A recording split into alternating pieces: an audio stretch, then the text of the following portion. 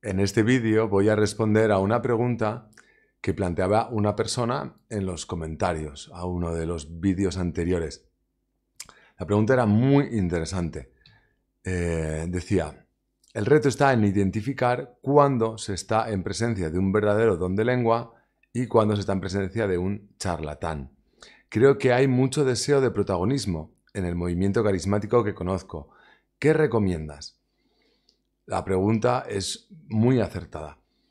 Y pensando en cómo responder a esta pregunta, pues surge este vídeo.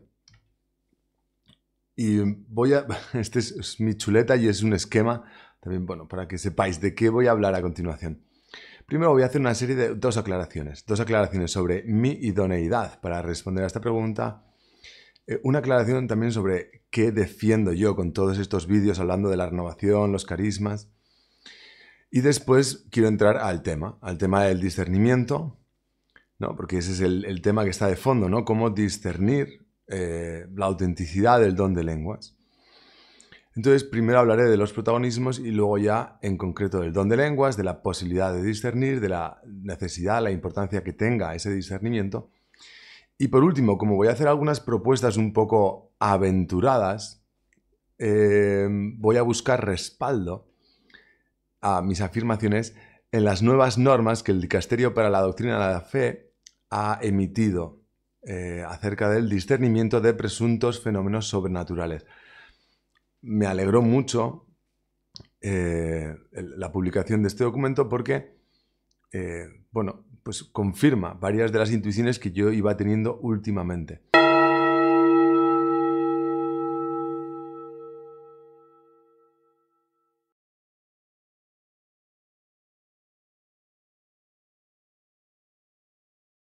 Sobre las aclaraciones previas y mi idoneidad. Cuando yo estaba pensando y respondiendo vía comentario a este comentario, sentía que no soy la persona más idónea. Hay personas con mucho más conocimiento y con mucha más experiencia que yo.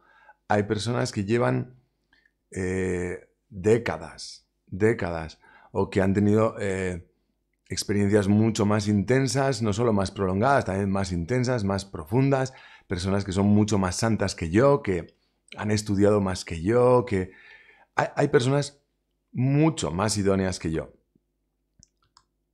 ¿Por qué estoy yo respondiendo a estas preguntas?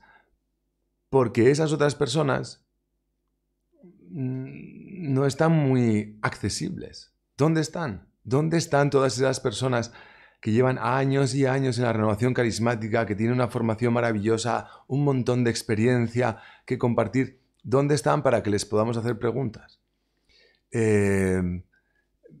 Lo comenté en un vídeo anterior, por eso estoy yo aquí haciendo vídeos, no porque yo crea que soy la persona más idónea del mundo para responder o plantear estas cuestiones, sino porque veo que nadie más lo hace, pues hagámoslo. Ojalá que esas otras personas mucho más valiosas, al ver que un inútil como yo pues se pone a hablar de estos temas, digan, bueno, venga, voy a hacer lo que yo puedo hacerlo mejor, ojalá.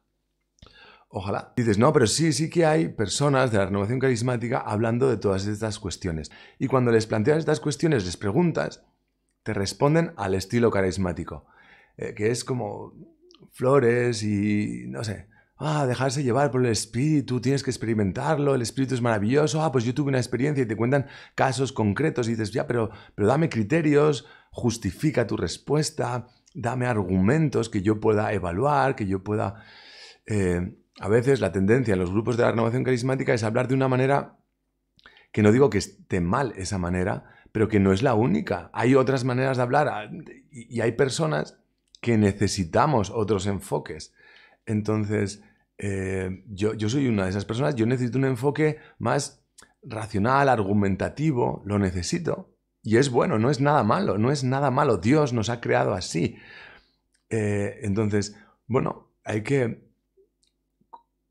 responder a las diversas inquietudes y ojalá recemos para que muchas personas que tienen muchísimos conocimientos y muchísima experiencia, pues que ojalá que se animen a pues eso, a compartir ese conocimiento de una manera que nos pueda resultar valiosa a todos. Vale, eso. Uno, que no soy la persona más idónea, lo sé, y lo que yo diga pues es muy parcial y es muy,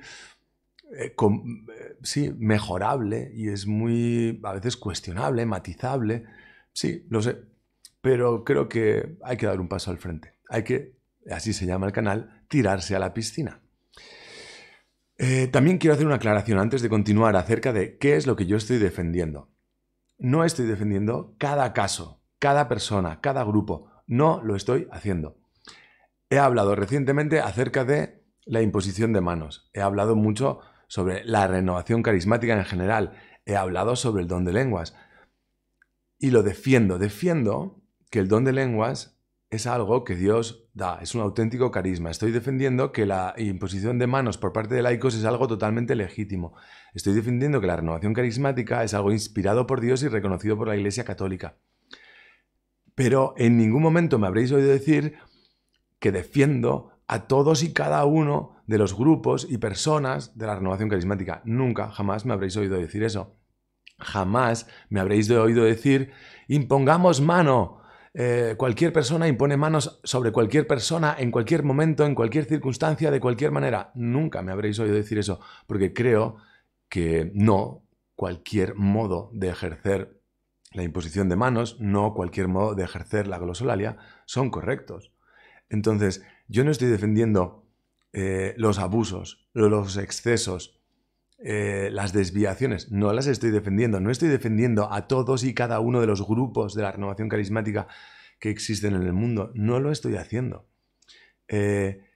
Entonces, eso, seamos objetivos, tratemos de ser objetivos, porque me encuentro que hay personas de la rama carismática, digamos, que defienden cualquier cosa, intentan defender lo indefendible, pero también veo que desde fuera de los grupos carismáticos a veces se ataca al conjunto cuando en realidad lo que quieres es atacar o denunciar los abusos de una persona o de un grupo o de una corriente de grupos o lo que sea, ¿no? Pero tratemos de ser objetivos. Sobre la imposición de manos, que es algo legítimo. Ahora, ¿estoy yo diciendo vayamos imponiendo manos de cualquier manera? No, no estoy diciendo eso. Lo mismo sobre la glosolalia. Soy consciente, como lo es la persona que me hace este comentario y esta pregunta, ¿no? Soy consciente de que en los grupos carismáticos, a veces, entre otros motivos, por la búsqueda de protagonismo, se abusa de esto del don de lenguas. Soy súper consciente de que el don de lenguas puede ser mal ejercido, puede ser utilizado no como un carisma al servicio de la edificación de la iglesia, sino como algo que utilizo para algún beneficio mío personal, algún interés no recto, no limpio. Soy totalmente consciente. Y no estoy defendiendo todos esos casos. Creo que es súper importante y necesario hacer discernimiento. Discernir, analizar, examinar, juzgar. Creo que es súper importante, pues eso, desarrollar la virtud de la prudencia y ejercitarla, ¿no? Ser muy prudentes. Para discernir esta cuestión del don de lenguas, creo que es importante distinguir. Voy a abordar dos aspectos distintos. En segundo lugar, al final, pues trataré sobre específicamente el don de lenguas, ¿no? El discernimiento del don de lenguas. Pero, como la propia pregunta planteaba, muchas veces vemos búsquedas de protagonismo, vanidades, búsquedas de importancia, de influencia, de poder, de control.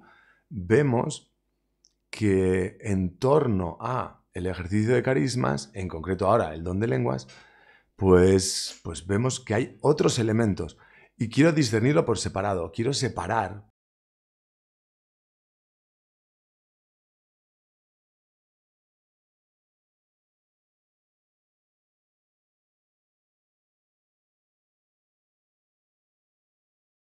Una cosa es que si esta persona auténticamente tiene el don de lenguas. Y otra cuestión diferente es si esta persona actúa con prudencia, con rectitud de intención, Esa es otra cuestión distinta. Entonces, para ser justos, objetivos y acertar en nuestros juicios, creo que es importante distinguir. Por eso, primero voy a abordar la cuestión de los protagonismos.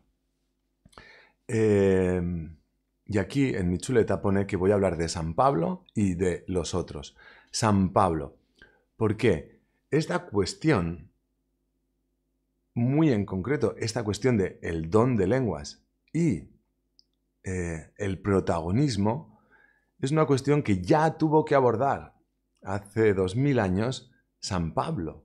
En la primera carta a los Corintios, en el capítulo 14, precisamente parece estar abordando esta cuestión. En la comunidad de Corinto nos encontramos con que hay cristianos que están ejerciendo mal el carisma de la glosolalia porque tienen una cierta obsesión con él. Le están dando una importancia que no tiene. Y lo están usando de maneras que no son correctas, que no edifican, que no son prudentes. Y San Pablo precisamente está atajando esto. Te quieres hacer el interesante hablando mucho en lenguas, quieres, no sé, como captar la atención y que la gente piense que eres una persona muy espiritual porque hablas en lenguas. Y les dice, no, que no seáis como niños, o sea, estáis actuando de una manera muy infantil. Vamos, creced, madurad. ¿Para qué nos da Dios los carismas? Para el servicio. Y por tanto, ¿qué debéis buscar? El servicio. Con esas oraciones tuyas en lenguas, así, que te mira todo el mundo, ¿estás edificando mucho la comunidad? No, dice San Pablo, no. Entonces, es verdad que esto es un problema. Es un problema que todos los carismas, pero en concreto el don de lenguas, que es lo que ahora nos ocupa, pueden ser utilizados para llamar la atención, para parecer más espirituales, para lo que sea. Y antes de entrar a cómo discernir esto, voy con el propio San Pablo. Cuando se encuentra con un problema así en la comunidad de Corinto, ¿qué hace? Dice, a ver, tomemos medidas. ¿Cómo dice San Pablo, y es palabra de Dios, que hay que ejercer el carisma de la glosolalia? Dice, que no quiero que te pongas delante de todos los demás, todos en silencio, mirándote a los ojitos, y tú te pongas de repente a hablar en lenguas, no, así, indiscriminadamente. Dice, cuando os reunáis, uno puede tener un salmo, otro una enseñanza, otro una profecía, otro puede tener don de lenguas, pero que haya interpretación. Está hablando de un contexto muy concreto, y es que no te pongas como centro de atención para hablar en lenguas, ¿no? Que hablar en lenguas no sea una ocasión de ser el centro de atención. Entonces, está evitando con estas normas San Pablo que alguien busque ejercer el carisma de glosolalia para beneficiarse él en plan prestigio y cosas así. Entonces yo creo que en los grupos carismáticos se puede evitar mucho el problema que plantea esta persona si se ponen ciertas normas al ejercicio del carisma de glosolalia. Yo sería bastante conservador, bastante restrictivo. O sea, cogiendo lo que dice San Pablo. Si del que tiene un salmo, que cante un salmo, pero que no se ponga a orar en lenguas. El que tiene una enseñanza, que dé una enseñanza, pero que no se ponga a orar en lenguas. El que tiene una profecía, que profetice, pero que no se ponga a orar en lenguas. En mi experiencia, he visto grupos en los cuales estoy cantando, pero también ¿no? Tengo el micrófono y también oro en lenguas y no sé qué. Yo estoy aquí profetizando, pero también entre frase y frase pues me pongo a orar en lenguas. O estoy enseñando y entre enseñanza y enseñanza oro en lenguas. Pues mira, creo que eso es algo que, siguiendo a San Pablo, podemos decir no, como una norma de prudencia, Creo que así se evitan muchos protagonismos. He venido a cantar y canto, punto. He venido a enseñar y enseño, punto. He venido a comunicar una revelación del Señor y lo hago, punto. Y no tengo que dármelas de más espiritual de lo que es, ya está, o sea, no, porque a veces lo del don de lenguas le da como más, no sé, emoción, ¿no? A lo que canto, a lo que enseño, a lo que revelo, le da un toque como muy espiritual, qué persona más ungida y tal. Bueno, pues ya está, que no. Yo, si dependiera de mí, diría, no, no se ora en lenguas, salvo que se esté orando en lenguas, cuando toque, y ya está. Pero no utilizo, no me pongo como centro de atención, y eso puede ser que tenga un micrófono, para ponerme a orar en lenguas. No, ya está. Creo que es una manera prudente de evitar un mal uso del don de lenguas, ¿no? Un uso que va enfocado a conseguir mi propio beneficio, alimentar mi vanidad, a destacar sobre los demás, etc. No, si el Señor te ha comunicado algo para que, ¿no?, una revelación, pues comunícala, ya está. Si tienes que enseñar algo, enséñalo, punto, ya está. Con sencillez, con humildad, haz lo que tienes que hacer. Entonces, bueno, y también precisamente en el seguimiento o no de estas normas, pues ahí se verá si la intención es recta o no es recta, ¿no? Si alguien se revela, es rebelde ante las normas muy sencillas y muy nada complicadas de seguir. Si alguien no es capaz de seguir estas normas tan sencillas, pues dices, aquí hay un problema. Te ayuda a discernir, pues, quién es humilde y quiere ejercer los carismas para el servicio de los demás y quién no es humilde y quiere ejercer los carismas para otra cosa. El hecho de poner una norma, el hecho mismo de poner una norma, ayuda en el discernimiento. Oye, ¿dónde estamos? ¿Dónde tenemos puesto el corazón?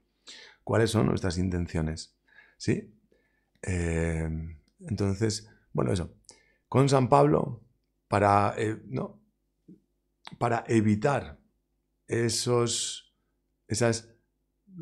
mal ejercicio o incluso el fingir el don de lenguas para llamar la atención, para ello, pues eso, tomar estas medidas, que a la vez el hecho de tomar estas medidas nos ayudará a discernir dónde tiene el corazón cada una de las personas que reza con nosotros, ¿no? Y ahí ponía también, ¿no? Ponía lo de San Pablo, primera carta a los Corintios, que eso, que ya se ve que es un problema viejo, y lo de los otros. Vale.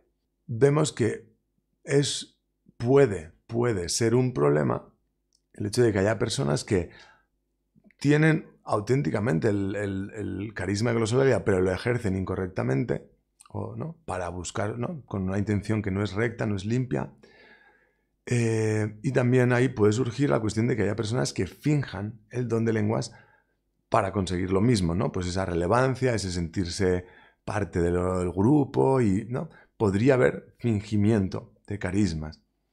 Y entonces, ahí decía, ¿no? Aparte de lo que dice San Pablo, creo que una manera de discernir esto, la rectitud de intención, son los otros. El hecho de que haya otros. Me refiero a, por un lado, la dirección espiritual y por otro lado, la comunidad. Es sano, es bueno, pues que haya una persona que nos conoce, que conoce nuestra intimidad, conoce nuestra vida espiritual, nuestro camino espiritual, y con la cual somos sinceros. Entonces nos puede ir diciendo y nos puede ir viendo, oye, creo que aquí puede estar metiéndose una ansia de protagonismo. Oye, creo que aquí, pues eso, pues igual está siendo un pelín vanidoso, o no sé, alguien que nos vaya corrigiendo la dirección espiritual. Y luego la comunidad, el grupo, este ejercicio de los carismas desordenado o incluso el fingimiento de estos carismas, ¿dónde se da? Se da en el contexto de un grupo, ¿vale? Ese grupo es una auténtica comunidad. Ese grupo, o sea, digamos, las personas que forman ese grupo, en el que unos profetizan, otros hablan, otros enseñan, otros cantan, otros oran en lenguas y alaban, y en ese contexto, esas personas se conocen lo suficiente, pueden decir que yo sé lo que le pasa a esa otra persona, y tienen la confianza suficiente para decirse las cosas. Se conocen, se quieren, se cuidan, tienen ocasión de hablar, y ahí creo que se puede ir discerniendo la rectitud o la falta de rectitud de intención por parte de unos y otros. Oye, ¿esto por qué lo estamos haciendo? ¿Esto quizá no está generando esta cosa mala? ¿Cómo podemos mejorar? Yo creo que ahí es súper importante para discernir las intenciones, para discernir la prudencia o falta de prudencia en la manera de hacer dentro de un grupo, creo que es súper importante, pues eso, que haya un grupo, una comunidad, personas que se conocen, que se quieren y que se cuidan efectivamente. Sin eso, me parece que todo es más difícil, muchísimo más difícil. ¿Qué más? ¿Cuál es lo siguiente? Vamos a discernir sobre el don de lenguas. Vamos a ver cómo discernir la autenticidad del carisma de glosolalia. Cómo discernir la autenticidad de este carisma. Y entonces voy a tratar dos cuestiones. Primero, si es posible, cómo es posible, y sobre la necesidad, ¿sí? Luego hablaré de la necesidad o no de este discernimiento. Sobre la posibilidad de discernir el don de lenguas. Voy a poner una comparación, ¿vale? Con algo mucho más importante que el carisma de glosolalia, mucho más importante. Mi pregunta es si es posible discernir la autenticidad del carisma de glosolalia. Y voy a poner un ejemplo, que es la Eucaristía, que Cristo está realmente presente bajo las apariencias del pan y el vino. Cristo se hace presente día tras día entre nosotros. Es un tesoro, una maravilla, es glorioso. Ahora bien, pregunto, esto que es mucho más importante que el carisma de glosolalia. ¿Alguien es capaz de decirme si esa forma que aparece en esa fotografía está o no consagrada? Si yo te presento dos hostias, dos formas, tú eres capaz de decirme una está consagrada y otra no. ¿Tú eres capaz de decirme cuál es la que está consagrada y cuál es la que no? Puedes discernir la autenticidad de una forma consagrada. Esta es una forma consagrada y esta no. ¿Puedes o no puedes? ¿Es posible o no es posible?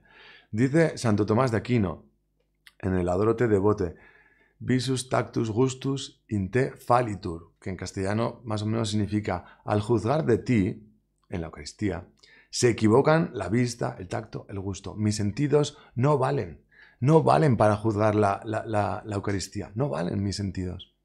Lo que yo percibo exteriormente no es en absoluto suficiente para emitir un juicio sobre si está o no presente Cristo. Y un poco después, en la misma oración preciosa, dice, incruce latebat sola deitas, atic latet simul et humanitas. En la cruz se escondía solo la divinidad, pero es que aquí se esconde también la humanidad. Es que no veo ni la divinidad de Cristo ni la humanidad de Cristo. Es que no veo nada más que las apariencias del pan y el vino. No veo nada más. Y estamos hablando de algo que es muy importante. La Eucaristía, dice el Catecismo, citando el Concilio Vaticano II, es fuente y culmen de toda la vida cristiana. Mucho más importante que el carisma de glosolalia. La Eucaristía es fuente y culmen de toda la vida cristiana. La vida cristiana nace de la Eucaristía y se dirige a la Eucaristía. Es súper importante. Ahora, ¿eres capaz de discernir una forma consagrada y una que no lo está?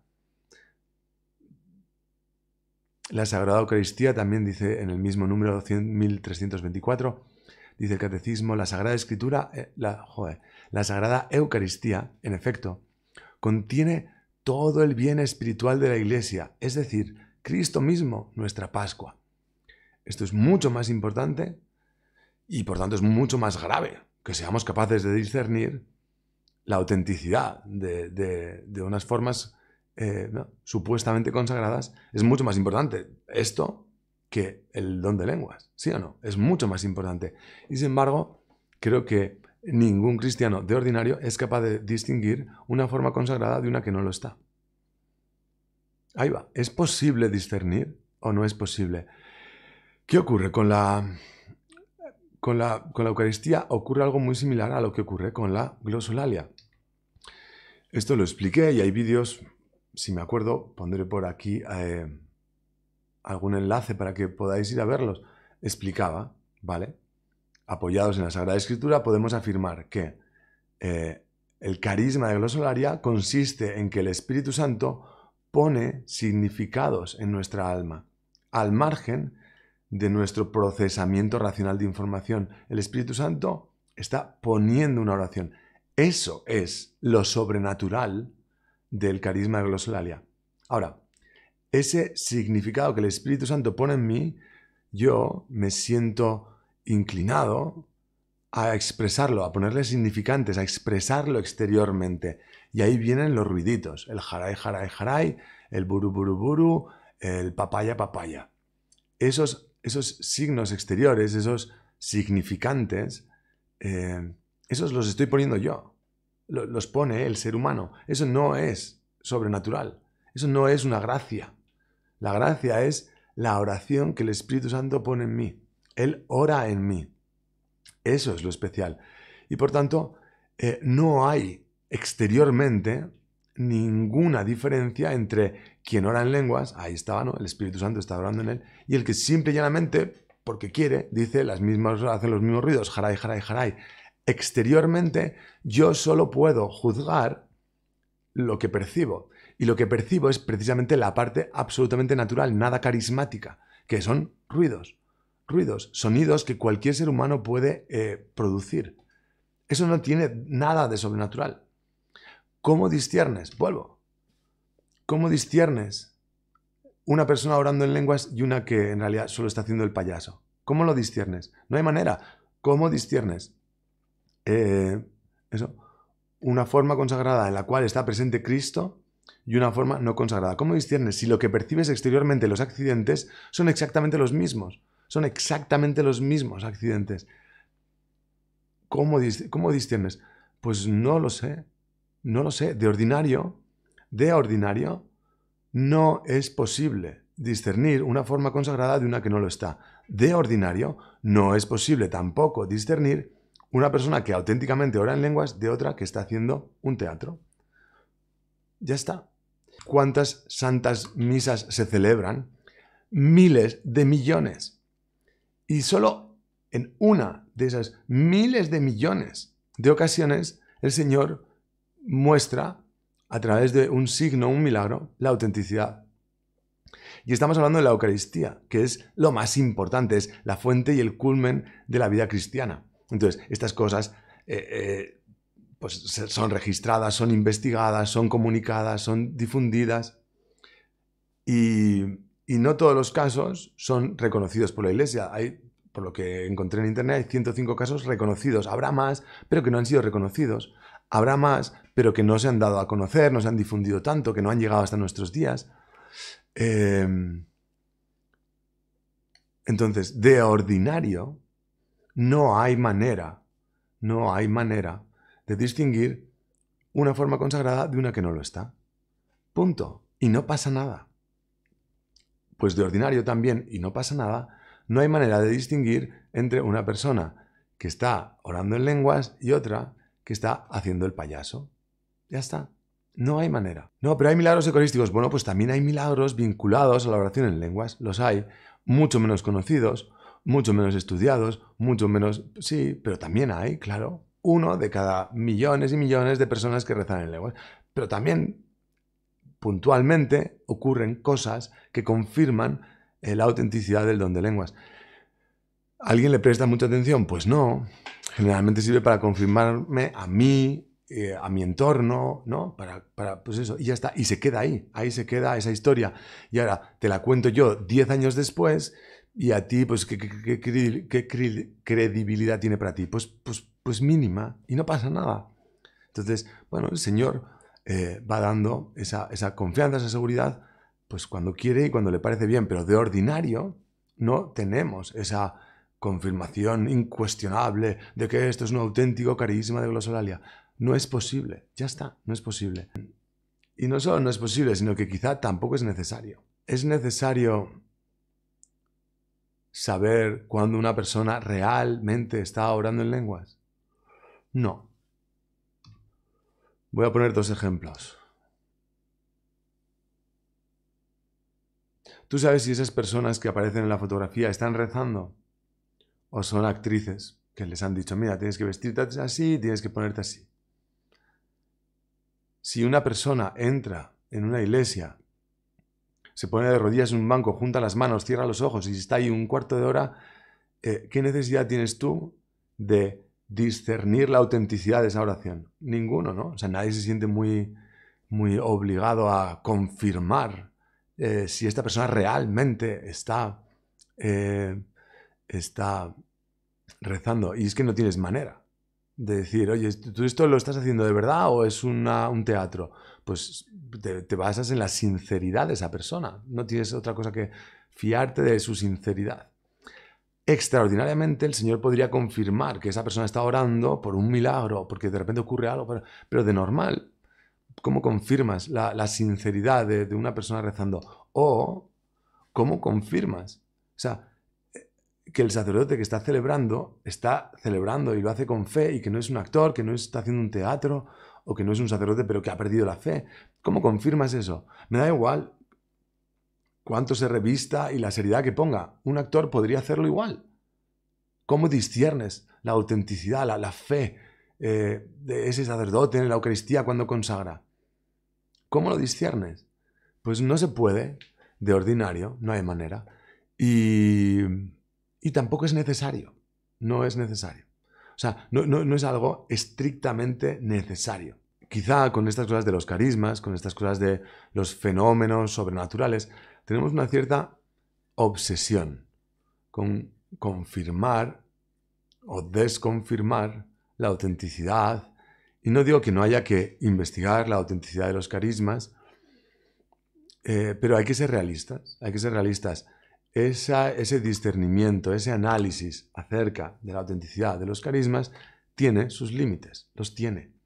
Límites que Dios conocía antes de hacer todo esto y digamos, que ha permitido, ha consentido. O sea, no es algo contrario a la voluntad de Dios. O sea, Dios ha querido que las cosas funcionen así. Ya está, paz, tranquilidad.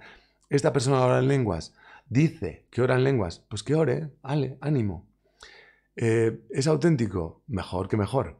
¿No es auténtico? Bueno, por lo menos hace como que reza, intenta rezar o yo qué sé, ¿no? Pues bueno, ¿hace algún daño? No, en sí mismo no hace ningún daño. Que una persona haga como que está rezando, movido, no sé qué daño hace. Salvo que haga daño por el modo de ejercerlo. Pero entonces el problema no es la autenticidad del carisma, sino el modo en que ejerce ese carisma. ¿Vale? Oye, lo estás haciendo de esta manera, de esta otra, en esta ocasión, en esta otra, ¿vale? Pero entonces ahí ya no estamos discerniendo la autenticidad del carisma, sino la prudencia en el ejercicio de ese supuesto carisma.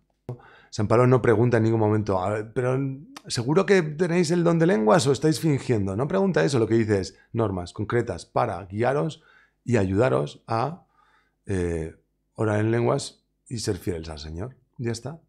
Y ayudaros, edificaros unos a otros. Entonces, pues eso, creo que...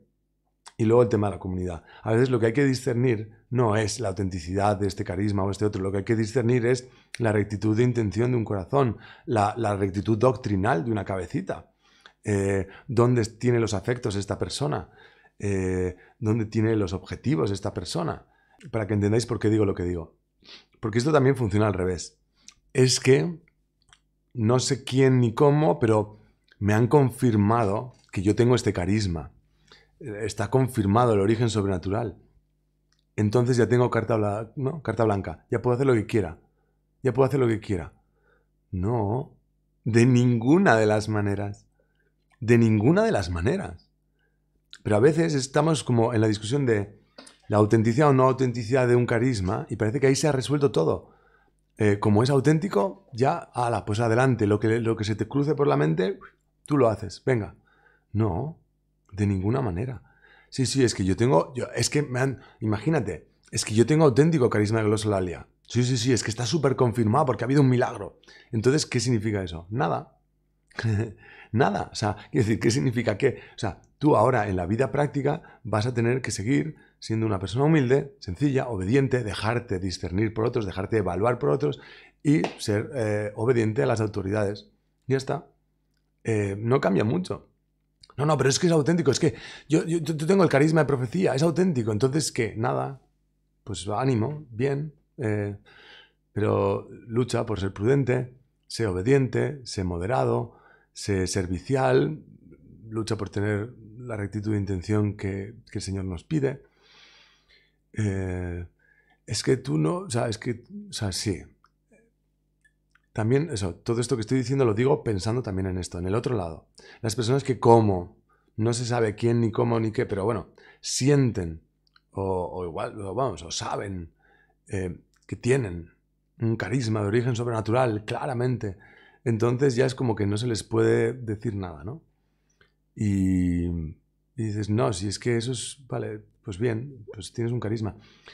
También lo dije en un vídeo hace ya tiempo, incluso, y lo dice Santo Tomás de Aquino, que no me lo invento yo, o sea, quiero decir, yo lo había experimentado, lo he visto, y luego leyendo a Santo Tomás dices, pues si Santo Tomás ya lo sabía en el año 1300 o 1200 algo, bueno, cuando escribió la Suma de Teología, sabía que el profeta puede confundir sus propios pensamientos con comunicaciones de Dios. Sí, claro. Entonces, que tú tengas un auténtico carisma de profecía no significa que aciertes. Que tú tengas un auténtico carisma de glosolalia no significa que ahora no estés haciendo un teatro.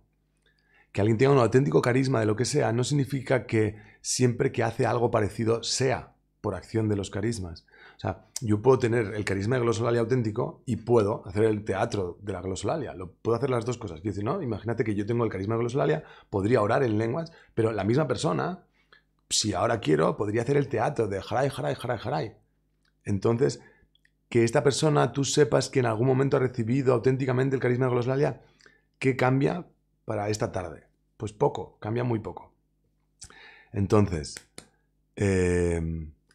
voy a decir una cosa más de San Pablo. Ahora, joder, pero me estoy alargando.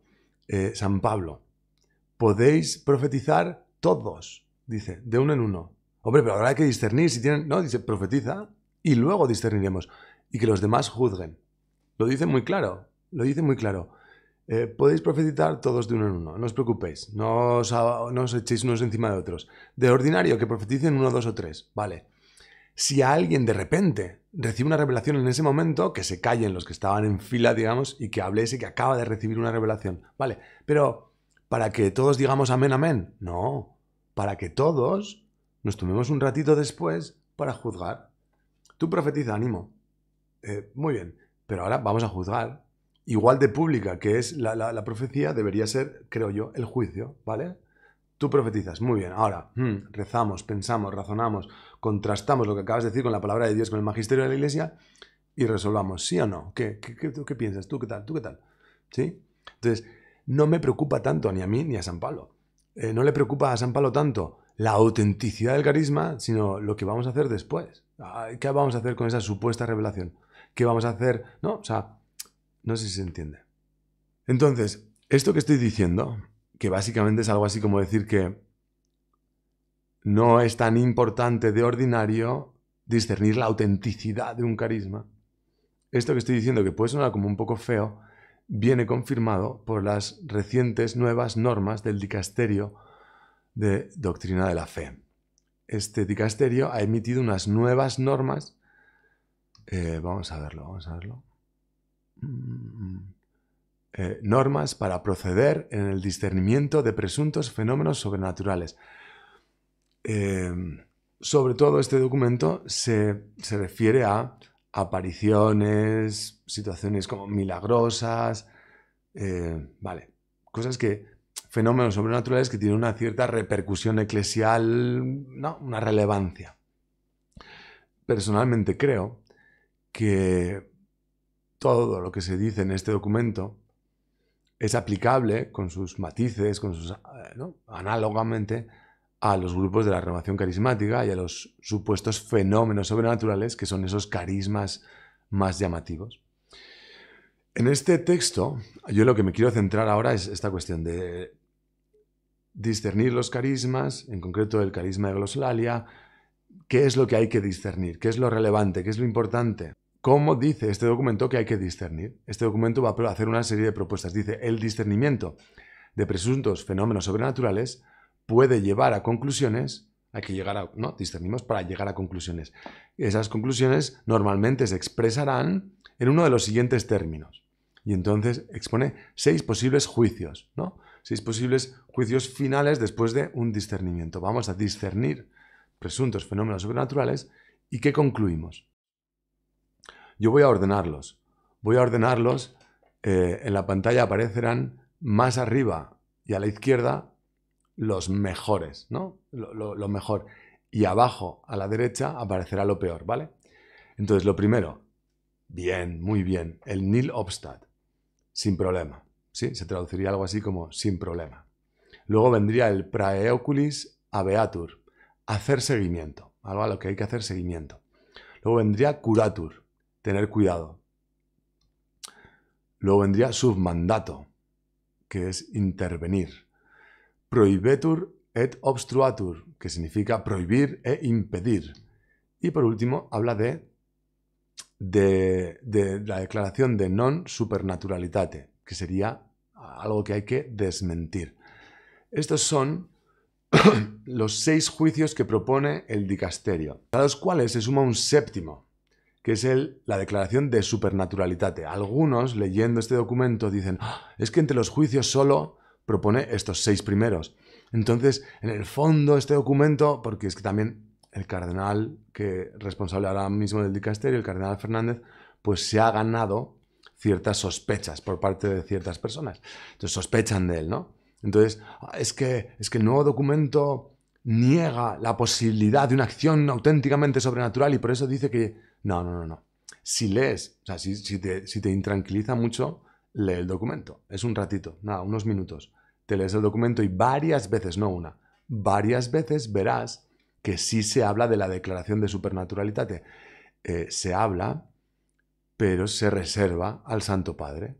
El Santo Padre, cuando él considere oportuno en un caso concreto hacer una declaración de sobrenaturalidad, pues la hará. Pero de ordinario se dice que los obispos responsables de hacer este discernimiento no harán esa declaración, punto.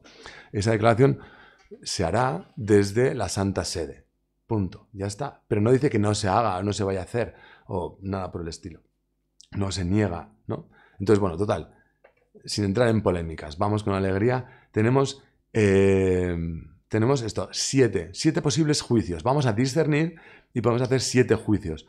De supernaturalitate, que esto es auténtico. Nil obstat, que esto, aunque no tenemos plena confianza en que sea auténtico, todavía no está confirmado plenamente que esto es auténtico, pero como mínimo podemos afirmar que esto es bueno, Y luego el preoculis habeatur sería algo que es medio bueno. Le faltan cositas, pero está bastante bien. Por debajo tendríamos la declaración de non supernaturalitate, que sería decir, esto es falso, esto no es sobrenatural, esto ha sido un engaño. El prohibetur et obstruatur es algo que, con independencia de que tenga un origen auténtico o no, de hecho esto es algo malo, y ya está, ¿no? Y luego estaría el curatur, que es el medio malo.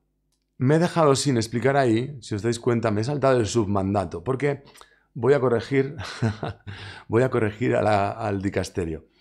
No, simplemente creo que para entender fácilmente esto es mejor cambiar el orden.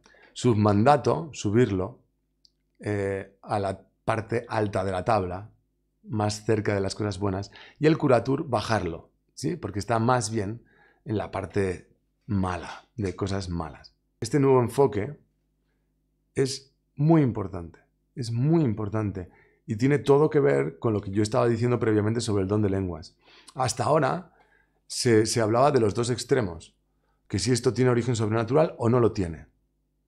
Pero es que además de que algo tenga o no tenga origen sobrenatural, hay cosas que decir. Hay cosas que discernir, hay decisiones que tomar. Y esto es básicamente lo que estaba hablando yo antes acerca del carisma de glosolalia. El carisma de glosolalia, que si es auténtico o no es auténtico, que si tiene un auténtico origen sobrenatural en esta persona o no. No lo sé. Y probablemente no llegas a verlo nunca. Y eso no significa que no tenga que discernir y tomar cartas en el asunto. No significa que, bueno, pues como no lo sé, pues no sé, se prohíbe o se permite. No, hay que tomar más decisiones. Más allá de que un fenómeno tenga origen sobrenatural o no, es necesario discernir, tomar decisiones y hacer juicios públicos. Más allá de que esto sea o no de origen sobrenatural, hay muchas cosas que hacer y decir. Es que esto lo veo tanto dentro como fuera de los grupos de la renovación carismática. Hasta que se tome una decisión al respecto si es que en algún momento se llega a tomar una decisión al respecto, hasta entonces hay muchas cosas que hacer. Los juicios de sobrenaturalidad, esto lo dice luego en algún momento, creo que la carta, ¿no? En ocasiones requieren procesos complejos y mucho tiempo. A veces, para responder a esas dos, ¿no? Dar una respuesta de esto tiene origen sobrenatural, esto no lo tiene. Para dar una de esas dos respuestas, pues a veces nos tenemos que meter en un proceso muy complejo que lleva mucho tiempo. Pero por lo que en ocasiones se elude el deber de discernir sobre cuestiones menores. Y dices, ya. O sea, a veces se elude en general. No, dices, esto es tan complejo, ponerse a discernir sobre esta cuestión es tan complejo, me va a llevar tanto tiempo una declaración de sobrenaturalidad o de no sobrenaturalidad que prefiero, ¿no? Esquivo la cuestión. Y en otros casos sí que tomo las riendas para hacer ese discernimiento sobre el origen o no sobrenatural de algo, pero como eso ya va mucho, ¿no? Capta mucho mi atención y gasta mis energías, entonces dejo de discernir acerca de los elementos menores que son en los que en realidad nos la estamos jugando. ¿No? Es donde nos la estamos jugando. El documento, la carta lo dice, la expectativa de una declaración sobre la sobrenaturalidad de un acontecimiento ha dado lugar a que solo en muy pocos casos se haya llegado a una decisión clara. Y entonces estoy teniendo fenómenos sobrenaturales y como no llego a una decisión clara, nadie dice nada. Y dices oye, que a esto hay que poner en orden, que esto es algo que hay que extinguir, que esto es algo que hay que prohibir, que esto es algo que hay que acompañar. No, bueno, yo es que tengo que discernir si es auténtico o no es auténtico. No. Y lo que está diciendo el dicasterio es, déjate, céntrate en lo que tienes delante. Céntrate en el bien y el mal que se están haciendo ahora. Ahora a tus fieles esto les está afectando. Tenga un origen sobrenatural o no lo tenga. Está teniendo frutos, efectos buenos y malos. O buenos o malos. Entonces, toma las riendas de la situación. Asume el pastoreo de esta circunstancia. El documento dice, de hecho, después del año 1950 se han resuelto solamente 6 casos, aunque los fenómenos crecieron con frecuencia sin una orientación clara y con la implicación de personas de muchas diócesis. Estamos en una época en la que hay profecías por todos lados, apariciones por todos lados, místicos por todos lados. Internet los difunde por todo el mundo. ¿Sí o no? O sea, hay muchísimos supuestos videntes, profetas, visionarios. Los hay. Y cada vez parece que más. Y se difunden, que es una barbaridad. Y sin embargo, en los últimos 74 años, solo se han resuelto 6 casos. Y hasta que se han resuelto, probablemente entre medias, han estado ocurriendo millones de cosas buenas y malas. Pero estábamos preocupados con discernir si era o no de origen sobrenatural. Y el documento lo que va a decir es, pongamos los pies en el suelo, que esto hay que atajar, hay que actuar y cuidar de los fieles en las cosas concretas. ¿Sí? Por lo tanto, es de suponer que en muchos otros casos, dice la introducción, dice, en muchos otros casos se trataron de forma diversa, nadie sabe muy bien cómo, o incluso, o sea, es decir, no según las normas anteriores, o incluso no se trataron en absoluto. Hay casos que probablemente no se están tratando en absoluto, que no hay ningún pastor que se esté responsabilizando del cuidado de esa situación, de esa circunstancia. Por eso insisto que más allá de que un fenómeno tenga origen sobrenatural o no, o hasta que se decida sobre ello, es necesario discernir, tomar decisiones y hacer juicios públicos. Hay que abrir la boca, hay que decir, hay que orientar, hay que dar orientaciones, tomar decisiones, hay que atajar ciertas cosas, hay que promover ciertas cosas, aunque todavía no tenemos un juicio de, vale, pero hay que tomar decisiones. Y todo esto lo traigo a colación este documento porque creo que tiene mucho que ver con lo que estábamos hablando sobre la glosolalia y en general sobre los grupos de la renovación carismática. En los grupos carismáticos ocurren presuntos fenómenos sobrenaturales. Están hablando de que hay profecías, palabras de conocimiento, que hay sanaciones, fusiones del espíritu, que hay, ¿no? Los grupos carismáticos en todo el mundo afirman estar experimentando fenómenos sobrenaturales de cierta entidad. No quizá de la relevancia de, no sé, un milagro aquí, pero realmente afirman que ocurren presuntos fenómenos sobrenaturales en los grupos carismáticos todas las semanas. Miles de grupos en todo el mundo, miles y miles y miles de grupos, millones de personas. Digo, entonces, puede que el origen, si es de origen sobrenatural o no, sea difícil o incluso imposible de discernir, como hablábamos acerca del don de lenguas. Puede que sea difícil, muy difícil, porque no estamos hablando de una persona que profetiza, sino de un montón, y uno profetiza un día y otro día, y puede que sea incluso imposible discernir ciertas cosas por mil motivos. Lo cual no significa que todas estas circunstancias, todos estos grupos, necesitan un gobierno prudente. Por parte de los propios grupos, los grupos tienen que gobernarse prudentemente, más allá de que esto sea auténtico o no sea auténtico, o sea, si tiene un origen auténticamente sobrenatural o no. Bueno, pero hay que hacer un gobierno, ¿no? Tienen que estar gobernados internamente, con la ayuda de sacerdotes, amigos y cercanos, o el párroco. Todos los grupos carismáticos operan en algún terreno, y ese terreno pertenece al territorio de una parroquia. Bueno, pues, señor párroco, interésese, supervise un poquito, investigue, moléstese, y luego, por supuesto, pues los obispos. En su diócesis hay un grupo de 20 o de 500 personas que afirma estar experimentando fenómenos sobrenaturales semanalmente, y la gente, más o menos gente, pero se acerca a ellos con esa duda, con esa idea. Lo decía San Juan Pablo II, los fieles tenemos derecho a que los pastores disciernan acerca de los carismas y nos digan qué grado de confianza debemos tener en las personas que afirman tener los carismas. Lo decía San Juan Pablo II, los fieles tenemos el derecho a que nuestros pastores disciernan. Y no solo en los casos más extremos, ¿sí? Por supuesto, la carta, las normas del Dicasterio para la Doctrina de la Fe, sobre todo, pues se quieren centrar en los casos más, que tienen más impacto en la vida de la Iglesia. Pero creo que el tema de los grupos carismáticos entra debajo, pero es lo siguiente, ¿no? Dices, oye, que esto es una cuestión en la que sería muy bueno, muy conveniente que los pastores pues hicieran discernimiento, y ese discernimiento no es qué me parece a mí, qué sentimientos, es que mi formación, es que mi carácter, es que mi inclinación. No, la cosa es que los pastores se formen para poder tomar decisiones prudentes al respecto y poder emitir juicios auténticos, ¿sí? Eso es más trabajo, lo sé, ¿sí? A nadie se le ha obligado, que yo sepa, a nadie se le ha obligado a ser sacerdote, a nadie se le ha obligado a ser obispo. ¿Es un montón de trabajo? Sí, es un trabajo al que el Señor os ha llamado, y a un trabajo, una llamada a la que habéis querido corresponder. Es mucho trabajo, lo sé. Es fácil que lo diga yo, que no soy ni sacerdote ni obispo. Sí, es muy fácil que lo diga yo. Pero no deja de ser verdad que el Señor llama a sus pastores a pastorear, a preocuparse de sus ovejas. Y para poder preocuparse de sus ovejas tienen que tener conocimientos.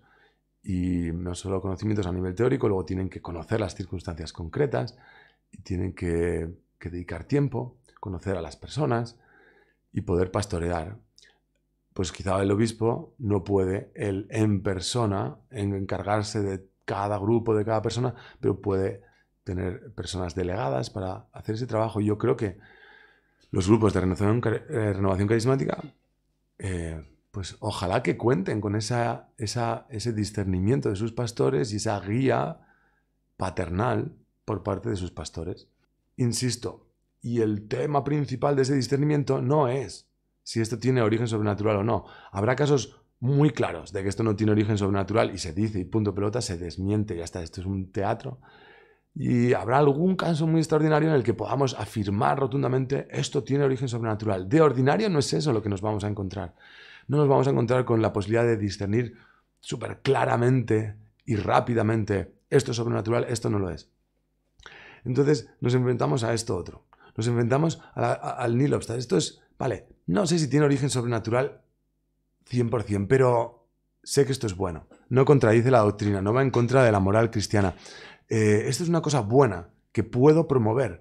aunque no tengo certeza absoluta acerca del origen sobrenatural de esta, ¿no? De este carisma de esta persona o este otro, pero es algo bueno y está dando fruto, pues adelante, lo promuevo. En ciertos casos dirás, mira, esto es algo bueno, pero preauculis abeatur, pero es algo a lo que tenemos que hacer un camino, un acompañamiento, va a haber un diálogo, una catequesis, va a haber un proceso de purificación para que llegue a ser algo que podamos promover sin miedo. Venga, vamos a hacer ese trabajo. Y en los grupos de la renovación carismática te puedes encontrar con cosas así que dices, mira, esto es algo bueno, pero en ciertos temas doctrinales, pues estamos, ¿no? Pues eso, tenemos nuestras cojeras.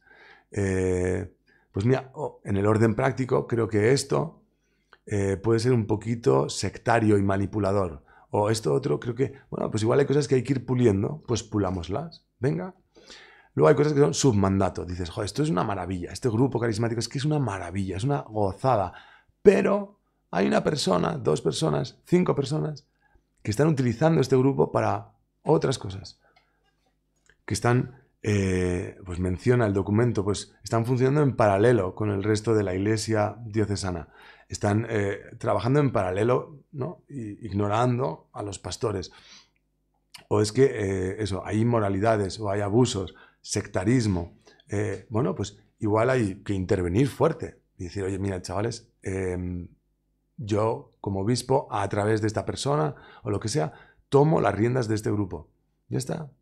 Y vamos a arreglar esto y esto. Punto.